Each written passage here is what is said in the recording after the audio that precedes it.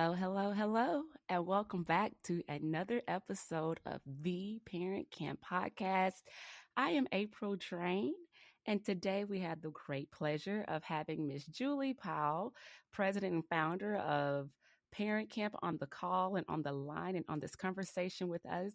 And we have an even greater pleasure of introducing a guest who will introduce herself, but this is a great conversational topic, some that people may run from or may be fearful of, but hopefully by the end of this conversation, you've moved more from the fear and closer towards being empowered of how you can use this particular tool. Will you all please welcome Miss Amanda? We will call her Mandy for today's conversation. DePriest. Amanda, welcome to the conversation. Hi, April. Thanks so much for having me. Thank you. Hey, Julie, you want to say hey to everybody? Hello, how's everybody? Mandy, I am so excited about this conversation because I've been in so many different worlds. This topic has been coming across, and so I'm excited. I think our listeners are going to love this perspective and the information, and hopefully feel like starting to play in this realm. Thank you. Well, I feel like it is a very important topic for parents today to educate themselves about and speak to their children about. So I appreciate you guys having me on to talk about it. Great. Awesome. Well, Amanda, just go ahead and just introduce yourself to the listeners and tell us what you do in this particular area when it comes to the topic of artificial intelligence, or what we now know as AI. Yeah, so I am currently a content and curriculum developer at an organization called AI for Education. And before that, I was a public school teacher for 15 years. I was a fifth grade teacher, I was a library media specialist, and then I was a technology coach supporting teachers in grades K through 6 in using technology in their classrooms. So this is an area of passion of mine.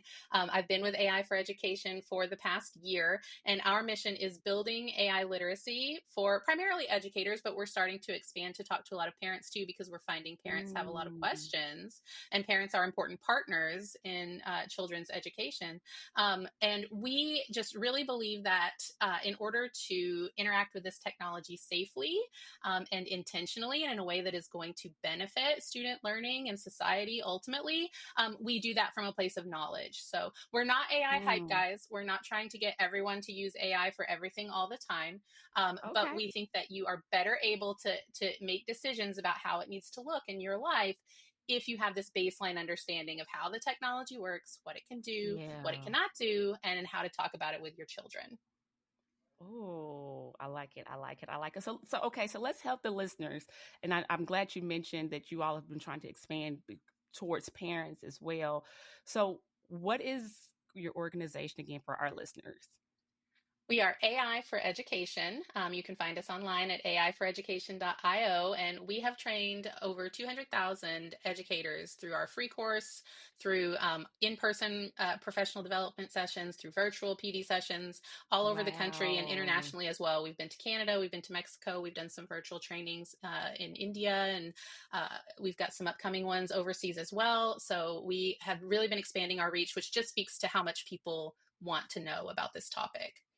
Definitely, definitely. And so I'm grateful and excited to hear that you all have been able to have such a far reach in such a short, well, you said you've been there for a year, but how long have you all as an organization been in existence?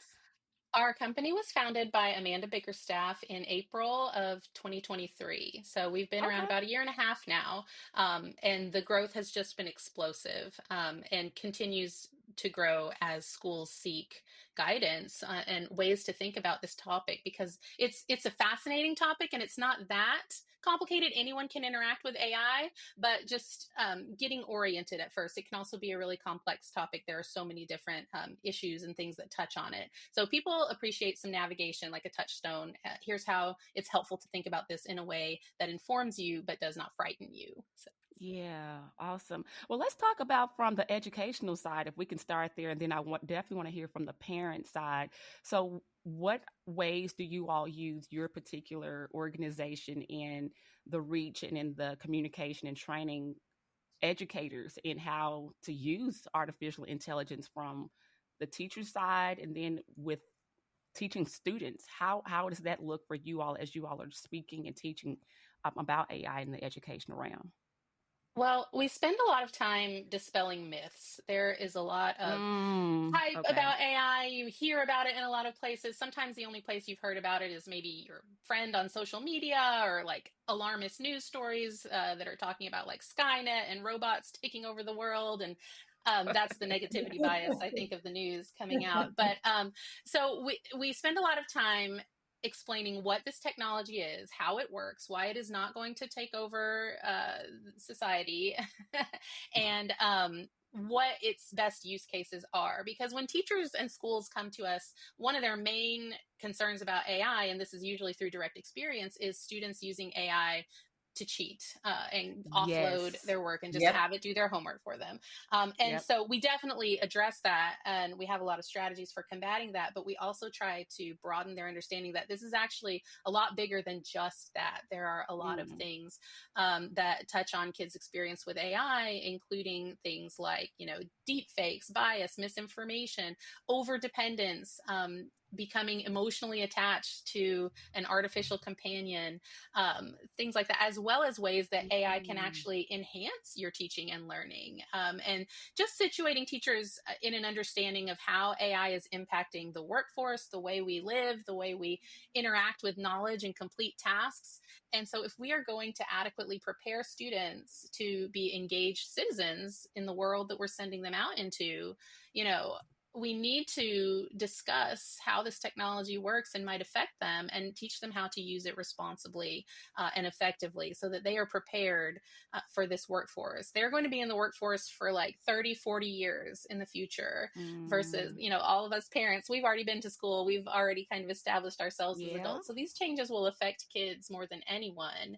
And so let's give them the tools to, at least go out and make an informed start on things. I'm glad that Yeah, you I'm brought going up. to add on to that. Yeah, please, Julie, jump in. Yeah, so I'm on the State Board of Education here in Kentucky, and when I was at our national conference for state board members, it was last year in San Diego. We had the founder of Code.org was one of the keynote speakers, and he said, in the future, our kids, you're going to have a position. So, say you have an engineer. You're not only going to be an engineer; it's an engineer who knows how to use AI. Like AI Mm-hmm. is going to become a basic skill in almost all of our professions. Wow. Yes, and in fact, we have research from, for example, this Engage 2024 Graduate Accountability Report uh, uh, talks about how over 70% of surveyed employers valued AI literacy skills in people that they are hiring, and they're more likely to even interview someone if they have AI skills. And college graduates are saying, yeah, we wish this had been part of our regular course of education, just so that we know how to use it. We're not immediately having to Yeah. upskill when we enter the workforce. And so it's just kind of an acknowledgement of Mm-hmm. that kids today are entering into a different world. And it's hard to predict exactly where things are going to go. So how do we prepare them for it? We give them soft skills like creativity, collaboration, the things that an AI can't do, right? As well as the basic AI literacy skills of, this is how this technology works, this is how you can use it, so you can go in, not at a disadvantage. Well, and also again from the state board perspective, so we're adopting guidelines and things for use of AI in the states, and Mm-hmm. there's coalitions, and so it's a constant ongoing topic of how to provide guidance, not be scared of it, Yeah. embrace the technology, but having that balance of everything. Yeah, I believe there are 22 states right now with guidance out. It might be 23. It's hard to keep up, but which speaks a little bit to an equity issue as well. Like if your state is Mm-hmm. slow to adopt, like my state has not put out any AI guidelines, but teachers are already having to deal with this in schools now without any Yeah. guidance, sometimes with detrimental effects to students. I'll share, in my district, there was a recent controversy with teachers using AI to grade essays, and it was consistently grading the students Mm. quite low because the teachers didn't have any understanding of how to effectively Yep. do that. Mm-hmm. And so it caused a real stir at our school board, and with parents being upset.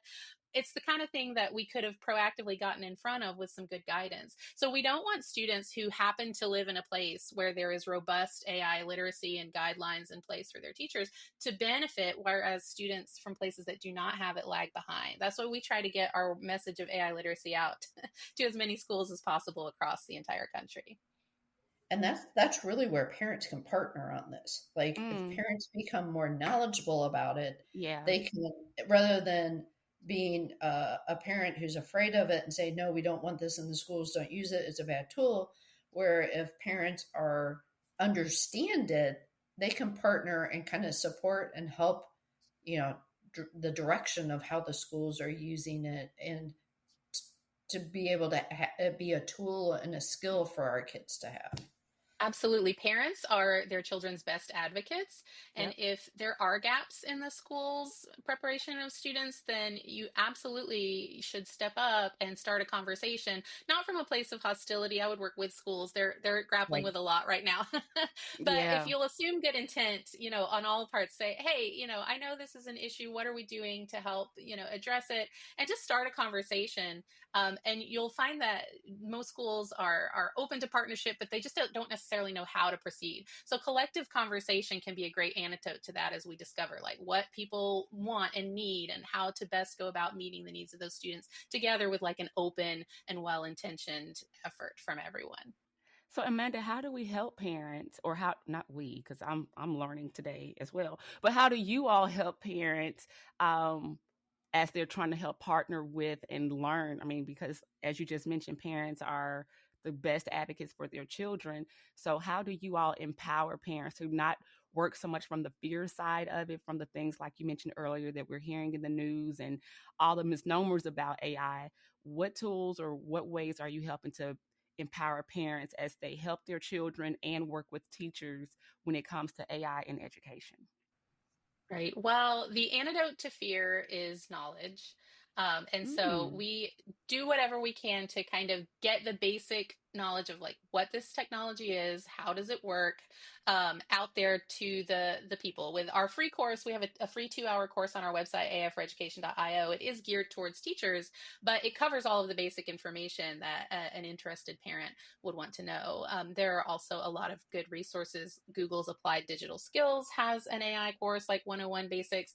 There are free courses you can take in places like Coursera. Common Sense Media has a lot of good resources if you just want like a quick global overview, as well as some practical tips on talking to your kids about AI. So we like to provide resources, but also point people to resources. And the big thing, if I can quickly, communicate to parents, if you're wondering how this technology is not thinking, that is the important thing to take away. It's not Skynet, yeah, Minority Report, scary robots with feelings. It is mm. closer to a calculator than it is to a dictionary. I know it speaks English. It's been intentionally designed to mimic human interactions in English and other language as well, but it doesn't actually understand any of those words. Part of the technology is translating those words into numbers that the computer can understand. And so it has mm, been Mm. trained on, we say trained, meaning it has been fed a huge amount of data, billions of websites, trillions of points of data, more than our minds can comprehend. And from that, it has developed a model or just an abstract understanding of how language works. It's like, okay, certain words go together in certain contexts. This is how a sentence works. And then when you put your words into it, it simply makes a prediction on what is the most statistically likely series of words to follow that. So, for example, if I said the sky is, what would make sense to follow that logically? Blue. What would you guys say? It's blue. The sky is blue. Yeah, is the most like common thing. But other people might say the sky is beautiful. Or if we were well, in the yeah, story of Chicken Little, it might be Chicken Little said the sky is falling. falling. And Falling. so there Yeah. Yeah. are all these different mathematical ways for the model to predict which one of those would be the most likely. And then that's what it spits back out to you. But it has no Mm. understanding of the context or the nuance for the meaning or anything like that. And that's important for parents to understand. And it's also important for students to understand because it lends certain vulnerabilities to the Mm-hmm. technology. It's entirely dependent on data that it trained on, which it mostly got from the internet. Has anyone ever described the internet as a calm, rational place where all the unbiased, objective people go to have conversations? No. And so any bias that we already have in our society can be amplified by the model. And there are researchers working on correcting this. But right now, kids need to be aware that this model can perpetuate harmful stereotypes. Another thing that it will do is it will sometimes make up information. We call this hallucination. So if it's trying to generate a response for you and it doesn't have the exact data that it needs to do its calculation, it will make something up that sounds good. It will sound completely reasonable, and you have to just catch that it is not true. So for example, there was a lawyer last year who got in some serious trouble. He used AI to write a legal brief and submitted it to the court.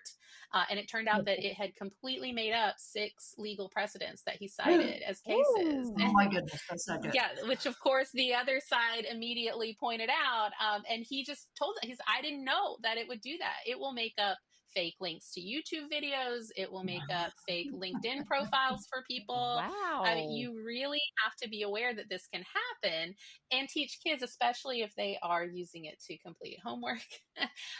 Just make sure that they're aware that they are responsible for catching these hallucinations. So there are a lot of liabilities that people aren't totally, aware of with this technology that we try to make sure that people know. I kind of went off there on a little bit of a tear. No, I'm sorry. that's perfect. Actually, that's great.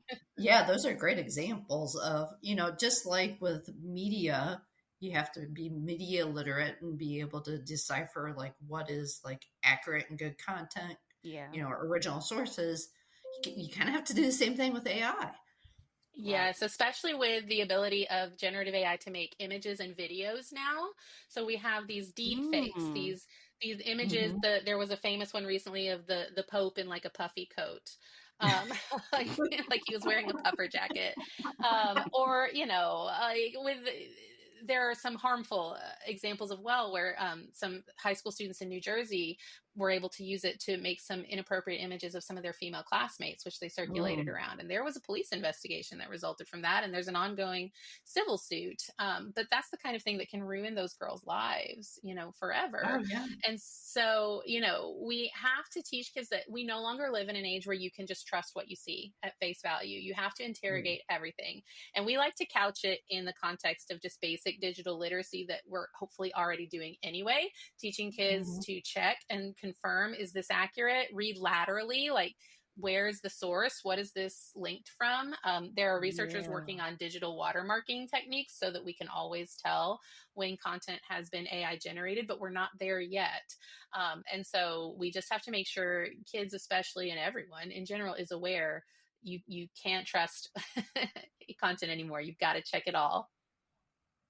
I'm so glad that you brought up the check and confirm, because I think so many people have gotten, or at least students for sure, who thought that, okay, I can just type it up and then just send it out. But I'm grateful and I'm glad to hear you say, don't just take it at face value. It's going to spit out so much information, but still check it. And I think that still gives some type of power back to our students and parents, so that you can still be thinking people. We don't want to become the robots that everyone is so afraid that AI is going to become. But I like the fact that you mentioned you still need to check this stuff out. It can be a great tool, but that doesn't mean it's thinking for you. You still need to think yourselves as you're using this tool. Right. Well, your unique human thoughts are important. No human being exactly like you has ever existed before in human history and never will after. And so we need to know what you think about things. Yes. And AI can be a great assistant for that. We like to encourage you to use AI in a way that makes you smarter and amplifies your voice, and not in a way that replaces your voice. We don't want to replace and erase. We want to amplify. I'm sorry. Sorry. I'm sorry. I am so sorry. Please slow down and say that part again. Is an assistant and amplifies your voice. Please say that again. I'm trying to write it down, actually. Use AI in a way that enhances and amplifies your voice, not in a way that enhances and replaces your voice. or not enhances, sorry, erases and replaces your voice. Yeah. Ooh. We don't want Oh, to erase and replace. We want to enhance. So, and AI can be an amazing tool to do that. It's incredibly creative. You can ask AI to brainstorm a list of 100 ideas for, say, fun family vacations, and it will do that. And then you can ask it for 100 more, and it will continue to keep going. It won't ever stop. Now, they won't all be good ideas, but we know that part of creativity is not just coming up with a few ideas and then, fixating on one and kind of developing that one. It's volume. So the more ideas you come up with, the more likely you are to hit on something, really exciting and innovative and new. But remember, AI is just producing content to the average, right? So it's just taking all the Mm. language it's ever read, and it's just kind of averaging it together and putting out the most statistically likely thing. But if we have, these human geniuses that have, written symphonies and plays, Shakespeare's, your mm, Mozart's, people, they weren't operating to the average. They were operating at the extreme end. yeah. So how can AI Mm. get you there? Look at its ideas, look at its starting point, and then jump off from there. That's actually the way I use AI quite a bit. I almost never take its output as given, but it gets my wheels turning and it starts me thinking, and I'm like, okay, well, that Mm. wouldn't work, but maybe this would be really cool because I'm combining it with my knowledge and experience and feelings and ideas as a person and using it to enhance what I'm doing. So I feel like I got a little bit on a soapbox again there. Sorry. No, awesome. Good stuff. Good stuff. Well, just to kind of to give an example. So I've messed with AI, like ChatGPT, just a little bit. Mm-hmm. And so an example of how I used it was, so here in Northern Kentucky, we have an organization called the Northern Kentucky Education Council, which we actually talked to the executive director of it, Randy Poe, on another episode. And one of their programs is one-to-one reading coaches, where volunteers get trained to be a reading coach. And then we go in and read with a child, write with the child for about 30 minutes a week. And it's children who are like tier 2. So they're not tier 3 where they're getting the additional required support by law, but they're not all the way in tier 1 yet. So it's to push them up to Mm-hmm. tier 1 and keep them out of tier 3. So I read with a child. Last year he was a first grader. This year he's a second grader. And so I'll pick out a book, but then I would use ChatGPT, and I like the prompt was, using this book, give me 30 minutes of activities, reading enrichment or writing for a second grade boy. Mm. And it came back, Mm-hmm. and it actually like even detailed like time wise how many minutes to spend on each activity. Yeah, Oh. that's a great use of AI. Yeah, and it's like I'm not an educator, but that gave me a little bit more confidence to go in and work with this child. Well, and actually, there was a study recently that used AI, a version of ChatGPT, to train tutors and provide real-time intervention. So if someone is tutoring a student, and the student maybe gets a problem wrong or has a question that the tutor doesn't know how to address, having Yeah, access to that tool, they could put it in and be like, hey, how can I explain this? And here's what the child did. Then the AI tutor bot would make a suggestion for a new way to frame this or alternate approaches. And nice. students who received that kind of tutoring performed 4 percentage points better on their exit ticket than students who did not. So and there's a lot of robust research on AI tutors, anyway, which have been around for the better part of 10 years. Conmigo, for example, recently was released actually this year, where students can just interact with a tutor bot themselves, and parents can see the whole conversation and make sure everything is good. My son uses it to help him with his math homework. He's in 7th grade. The math is getting a little bit beyond me. I'll confess, I'm not a math person, but it's been specifically created not to give him the correct answer. Like, it doesn't just tell you, it walks him through the steps. And to be balanced, there are people who have complained that sometimes it gets it wrong. Remember, AI is not a calculator. It's not actually doing math. It's just predicting the most Right. statistically likely thing. But a lot of times what it's guiding him to is just the next step in the algorithm. This is how you solve an Uh-huh. inequality, whatever. And so, we've never had a problem with it ourselves individually. And so that's another, application of AI, as long as the student doesn't become dependent on it, as long as they are constantly being guided to continue that independent practice. AI tutoring can be and it can be a great resource for parents too. If you are trying to support your child with their homework, and maybe you're like me and Yeah. math or something isn't your thing, or you need just a refresher. Hey, explain photosynthesis to me in terms that I can explain it to my 5th grade child. something like that. It can be great in the moment help if you're trying to support your child with homework, for sure. Or another thing you could do, Julie, with your second grader is identify his interests. Like a lot of kids are into, like, I don't know, Minecraft, slime, whatever. Yeah. Ask it to generate a short passage that incorporates Minecraft and slime, at a reading level that an average second grader could do. That's And it will great. do That's it. awesome. Yeah. That's So awesome. it will generate 100 stories like that. So you can be careful that you don't incorporate anyone's personal information. This is another thing that we like to Right, make sure right, people right. understand. Any information you put into the bot goes into the bot and it's part of its training now. So we don't ever want to see people putting in their personally identifiable information, names, addresses. I'll use the example of my poor sweet husband, who is a very smart man, but he's just new to this area, was using Google's Notebook LM, which will let you upload a file and then it will make an audio podcast of it based on the file. It's actually a great way to make a study guide for your students' test. But he uploaded his journal and had it do a podcast about like his life. And I was like, oh no, now it knows all of the details of your personal life.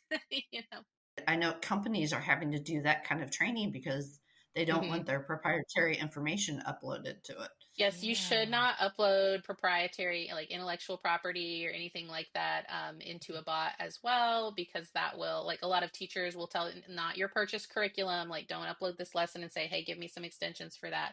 But just talk about it more broadly and you can generally get some related ideas. But if you're a parent and you're worried that your child has inadvertently said something that it shouldn't to a bot and it has some of your information, most of the companies have a process where you can contact them and they can go into their data and try to scrub it out. So that information is on their website. OpenAI makes ChatGPT, Anthropic makes Claude, Microsoft has Copilot, Google has Gemini. They all have a procedure for if you're worried about data that may have been inadvertently linked to an AI. So just want to make I sure did everyone was aware not of know that. that. That's good to know too. Yes, there are a lot of little ins and outs like that. You're full of Well, I mean, I'm literally just sitting here, just taking this all in. No, continue. well, I just wanted, like, we're pointing out all of the limitations and concerns and things you need to be worried about. But, like, I want to reiterate again what I was kind of talking about with you guys before is, like, while there are all these things that we should definitely be informed about and make sure that we are, aware of their limitations to it, I'm excited for generative AI overall and its potential to change. I think that in the long term, the technology is going to improve. We're going to get better, safer guardrails in there. I think that the policy is going to get there. We're going to get legislation and guardrails in place to make sure companies, are creating products that are safe for kids to use. I think we're going to get research in to show the best way to use AI to enhance learning pedagogically.